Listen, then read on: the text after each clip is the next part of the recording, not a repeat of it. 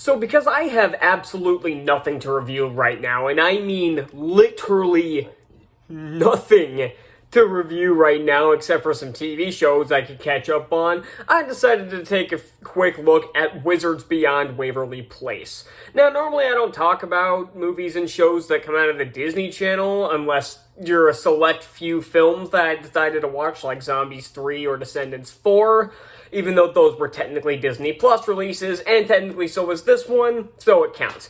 But the reason I'm doing this one is because I grew up with the original Wizards of Waverly Place. It was one of my all-time favorite shows as a kid. And as an adult, it's a Disney Channel show, but it's one of the ones that still kind of holds up. It's not one of those later sitcoms like Dog with a Blog that's dumb as hell from start to finish. Yeah, I realize as I grow up that a lot of those Disney Channel sitcoms weren't great, but there are some diamonds in the rough in there that actually still hold up. And Wizards of Waverly Place is largely one of them. And I think the movie that came out around the halfway point of the show is actually pretty solid as well. So I was obviously really nervous when this was announced. I think I talked about it briefly because I first found out about it when I did that first video on the Descendants 4 trailer. And I think the reason I was so worried is because the original report was that it was a reboot but not a sequel. It was a reboot but not a reboot. It was one of those stupid things. It's just a sequel series. I don't know why they couldn't just say that. It's a sequel. So, yeah, had they just said that it was a sequel series, I would have been a lot less nervous for this. But even still, Disney has a tendency to fuck things up really, really bad. And you can see pretty much 90% of my videos for any further information on that if you're new to the channel. So, the main plot of this is Justin Russo returns to teach a wizard named Billy, who's apparently a very powerful wizard, and trains her on behalf of his sister Alex. Now, the first thing I'm going to say is that David Henry has absolutely no problem jumping back into his role as Justin Russo. And he was my favorite character in the original show. I don't understand why so many people liked Alex as a character. Even as a kid, I thought she was really annoying. And yeah, as an adult, I largely think the same thing. Mostly because she never really gets comeuppance for the dumb shit that she does. Maybe she does sometimes, but maybe about 30% of the time at most. I always thought Justin was a much more interesting character, having to put up with people like Alex and Max and constantly fix their problems because he's the only one who actually gives a shit about his wizard training. But overall, Henry has absolutely no problem getting this role. He's a great actor, and this character is a lot of fun here. And his family is fine. Okay. This is going to bring me to my biggest problem with this show, so I might as well get it out of the way. The main cast of this show is a 100% repeat of what it was in the original. And I'm serious. Justin has two sons named Roman and Milo. One is older than Billy, I think, or maybe he's the same age, and one is younger. Just like Justin and Max.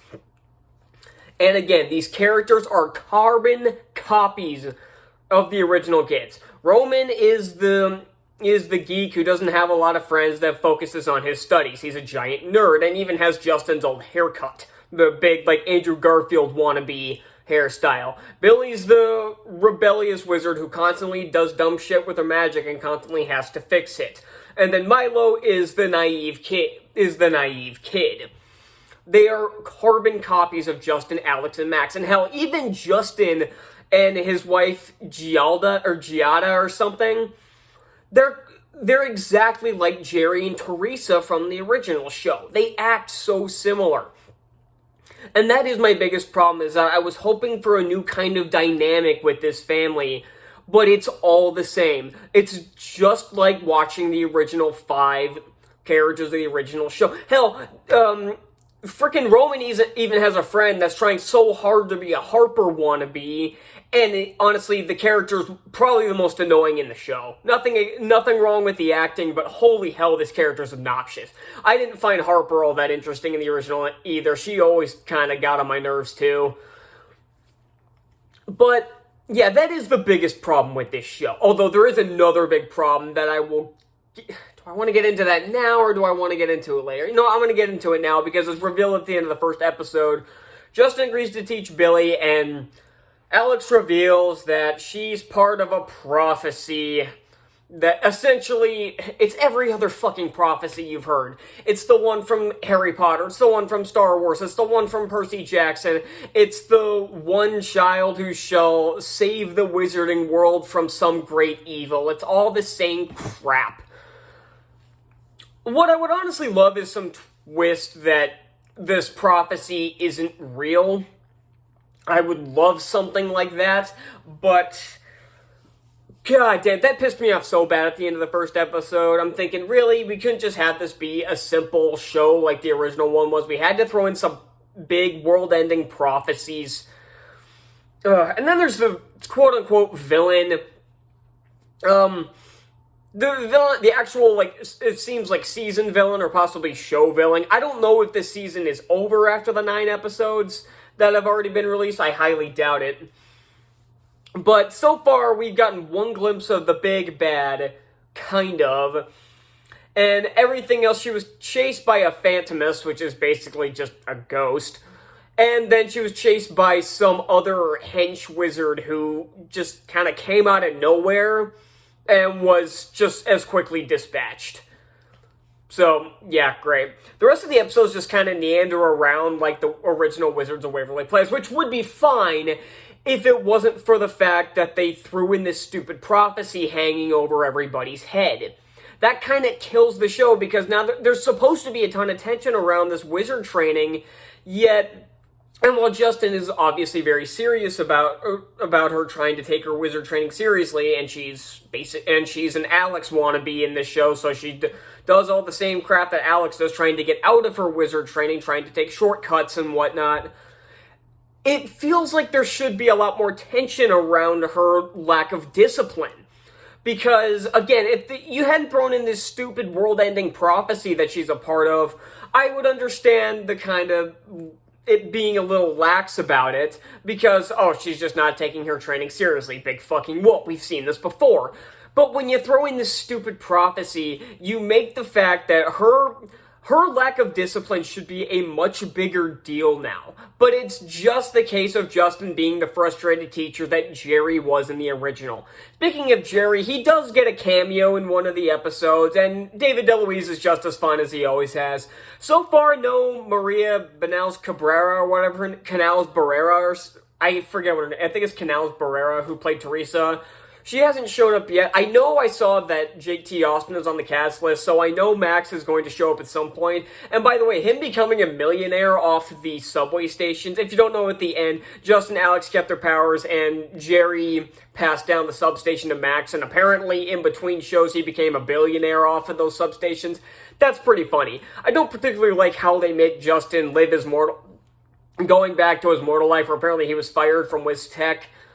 They don't really say why. They refer to it as the unicorn incident. That's all the information we get as to what happened. We don't really... I'm assuming there's going to be some big flashback or some big explanation in one of the last episodes of the season. But, yeah, I'm surprised they didn't keep the whole keeping Justin being a wizard secret from his family for more of the season, because that goes out the window in episode 2, which in a way I'm kind of okay with, because honestly, all the jokes you can tell with this, 1, have been done to death, and 2, were basically done in the first 2 episodes, so I'm wondering if that was kind of the case where they wanted to keep it going longer, but they realized they had no, way to do it. So they said, you know what, screw it, let's just have them know. And I think the show was better off doing it that way. I think had they kept this a secret all the way up to episode 9 at the earliest, I think this show would have... I think the jokes and everything that this show tells would have gotten really old. But the jokes it does tell, sometimes they're good. There are jokes that got a legitimate laugh out of me, mainly due to David Henry's delivery half the time, because he has so much energy in this show, and he's just so extra here. You can tell he's having a blast coming back to this character, and so am I. And then there's the other side of the jokes where they're not horrible. There's plenty of jokes that made me roll my eyes and everything, but there's plenty of jokes that are just Disney Channel sitcom jokes. You expect them to make the joke, and it's like, that's fine. It's not groan-worthy, but it's not exactly laugh-out-loud funny. But again, my main problem with this is that it just feels like a carbon copy of the original show. Again, mainly because the characters just feel like carbon copies. Let me give an example. In the episode where Billy makes them, they're building a float, and Billy makes their float actually float. They get stuck in the air.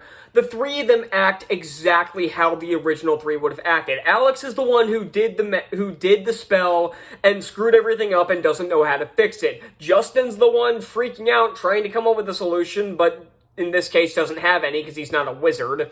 I'm wondering if later in the show they're going to give either Roman or Milo powers at some point. I wouldn't be shocked. But yeah, he's the one freaking out and everything and trying to be the logical one. And then Milo, who's the Maxer, gets dropping water balloons on people.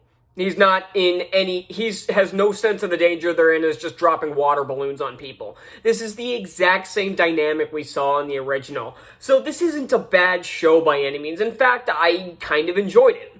But the simple fact is, I just feel like I'm watching Wizards of Waverly Place again. And Wizards of Waverly Place was such a better show. It had better writing, the character dynamics were more unique, and overall, I'm just going to give this show a middle-of-the-road C. Maybe it'll fix it in the second half of the season. I'm assuming this is only like half the season, because they dropped 9 episodes at once on Disney+, and I'm assuming there's more to come for season 1, but man, they better pick it up. And I hope the Phineas and Ferb revival that comes out next year is better. So that's all I got, and I'll see you all next time. Bye.